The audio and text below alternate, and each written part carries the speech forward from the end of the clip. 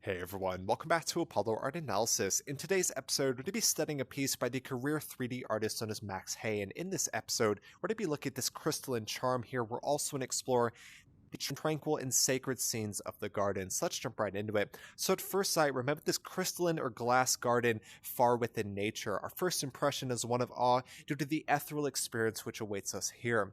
And so one of the first things I noticed is how all of these elements are placed in the center space here. This, of course, is further reinforced by a light on dark accent. This dark atmosphere allows that to speak to the highest and most intense degree possible.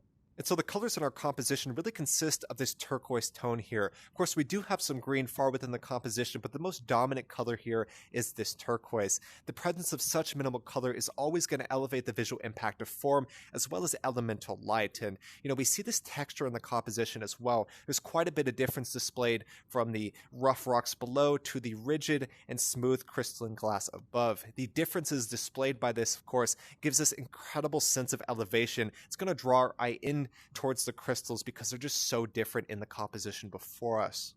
So textures within the composition are quite different, right? We see the rough rocks below in direct contrast to the smooth and kind of translucent nature of the glass or crystals set in center. Of course, this difference here is going to elevate and draw our eye towards the crystals set in center. And there's really no doubt that light is a definitive detail of this display. Of course, the presence of this draws our eye within the composition as kind of an islet of concentrated energy. This just possesses this piece and incites those vivid degrees of visual energy for our experience here. And with this in mind, how do y'all feel when you view this piece? And we can't help but cite crystals when viewing the composition before us. The presence of these always give an ethereal or magic charm to the composition, and we absolutely love to see it here. And so the title of this work is Tech Garden, no doubt reveals the moment before us. We are viewing a garden of ethereality. It's just so sacred in the scene before us. We also see these two subjects who stand in observation of the sacred site before them. Perhaps they are lovers, or maybe they're just friends trying to escape the noise of the outer world.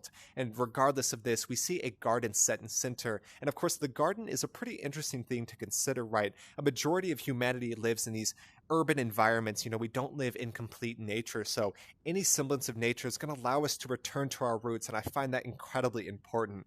In the modern day, we live in a world filled by stimulus from, music and the shopping mall all the way to the overwhelming and constant notifications on our phones. So with that in mind, the garden or nature in and of itself provides a tranquil retreat from this extremely noisy world. And whether you're here to, rest, recharge, or reflect, let us take a moment to revel in the sacred site before us here. So really hope y'all enjoyed today. This is a sacred, stunning, and serene scene. I think there's no doubt about that. I actually have an additional piece from the original artist Max Hay. I'm going to bring that in real quick and see what we can learn.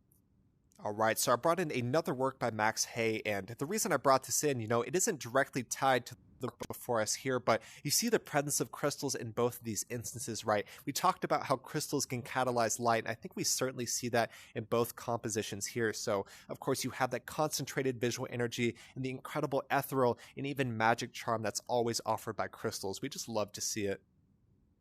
All right, like I said, this is a sacred and stunning scene. There's no doubt about that. The work before us is a digital render, so it's created with a digital rendering program. That program used is going to be Blender. Blender has an incredibly high skill ceiling. I know everyone from amateurs to professionals who are using Blender to create their renders. So if you want to get involved in the world of 3D art, I would surely suggest Blender. It's an amazing place to start. So, the work before us is incredibly realistic. It immerses us so well within that, and the digital render is a true testament to its ability to do that, right? So regardless, I really hope y'all enjoyed today. We talked about so many different things, from the nature of crystals as catalysts of light to the title of this work as Tech Garden, even the semblance of nature allowing us to just rest and retreat from the noisy and incessant outside world. So many different things we hit on today. I truly hope y'all enjoyed. I am losing my voice, so it's starting to go, but really hope y'all enjoyed today regardless. And if y'all enjoyed this episode, make sure to check out the original artist Max Hay, truly a professional at this point in the world of the digital render and 3D art. So like I said, I really hope y'all enjoyed. My name is Apollo. This was Apollo Art Analysis, and I'll see y'all on the next episode.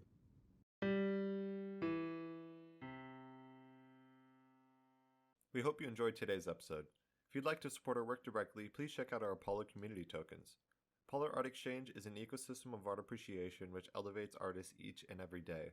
Thanks for listening.